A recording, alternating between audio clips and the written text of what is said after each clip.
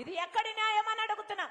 ఎవరికైనా హక్కు ఉంది, ఏ పార్టీలో చేరే హక్కు, ఏ పార్టీలోనైనా చేరే హక్కు ఉంది, ఏ సిద్ధాంతానైనా ఎంబ్రేస్ చేసుకునే హక్కు ఉన్నప్పుడు మీరు నన్ను ఎందుకు దూషిస్తున్నారు అని అడుగుతున్నాం. అది కూడా మామూలు దూషణలు కాదు. ఒక సైన్యాన్ని పెట్టి, డబ్బులతో కొన్న ఒక సైన్యాన్ని పెట్టి సోషల్ మీడియాలో ఇష్టం వచ్చినట్లు వ్యక్తిగతంగా దూషిస్తున్నారే. ఒకప్పుడు ఇదే చెల్లెలు కదా 3200 కిలోమీటర్ల పాదయాత్రలు చేసి ఆ పార్టీని నడిపించిన దాన్ని నేను కదా అని అడుగుతున్నాం.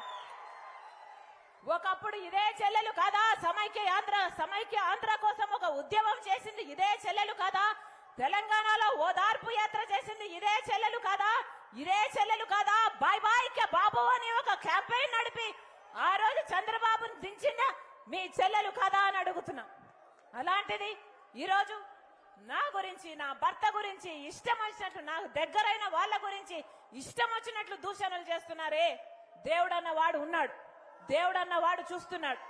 మళ్ళీ చెప్తున్నాం, నేను రాజశేఖర రెడ్డి బిడ్డను, నేను భయపడేదాన్ని కాదు. ఇది రాజశేఖర రెడ్డి గారి రక్తం. పులి కడుపున పులే పుడుతుంది. నా గుండెలో నిజాయితీ ఉంది. ఆంధ్ర రాష్ట్ర ప్రజలకు, నా పుట్టింటి వాళ్లకు మేలు జరగాలనే రాజశేఖర రెడ్డి బిడ్డ ఆంధ్ర రాష్ట్ర రాజకీయాల్లో అడుగుపెట్టింది. కాబట్టి ప్రత్యేక హోదా వచ్చేంత వరకు ఆంధ్ర రాష్ట్రంలోనే రాజశేఖర రెడ్డి బిడ్డ ఉంటుంది.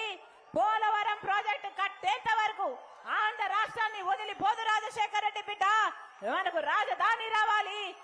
ఆంధ్ర రాష్ట్ర ప్రజలకు చెందాల్సిన అన్ని హక్కులు నెరవేర్త వరకు రాజశేఖర రెడ్డి బిడ్డ ఇక్కడ నుంచి కదలనేది ఆంధ్ర రాష్ట్ర ప్రజలకు మాటిస్తుంది రాజశేఖర రెడ్డి బిడ్డ.